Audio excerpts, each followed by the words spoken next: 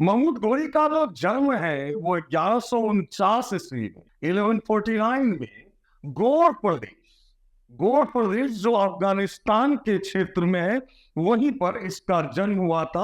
और इसका पूरा नाम जो है वो है मुइजुद्दीन मोहम्मद बिन शाह और शिहाबुद्दीन भी इसका नाम है। शिहाबुद्दीन और मोहम्मद गोरी भी इसका प्रचलित नाम है, मोहम्मद गौरी।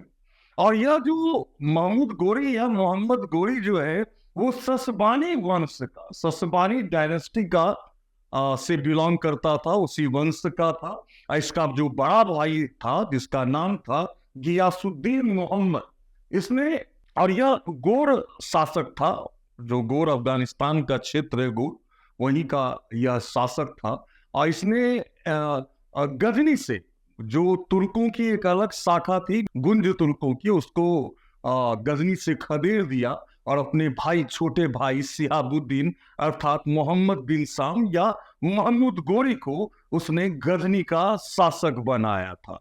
अब चूंकि यह जो क्षेत्र है मैं आपको दिखलाता हूं, यहां अपने ध्यान दें। मूलतः इस क्षेत्र का रहने वाला था और यही का शासक था गियासुद्दीन और ससवनी वंश जो है। और यहाँ जो स्थिति थी, यहाँ कई तुर्क सरदार थे जो सत्ता के दावेदार थे, और जो इस्लाम का जो राजत्व का सिद्धांत था वह यही था कि संपूर्ण विश्व में एक ही राज्य होगा, वो होगा इस्लामिक राज्य। एक ही जाति होगी, वो होगी मुसलमान। एक ही धर्म होगा, वो होगा इस्लाम।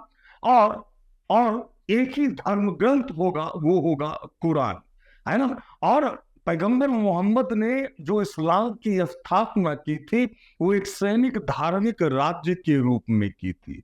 और पैगंबर मोहम्मद का कोई संतान था नहीं, तो उसका जो उत्तराधिकारी उसके बाद बना वो खलीफा था, है ना। उसके बाद खलीफों का शासन शुरू हुआ।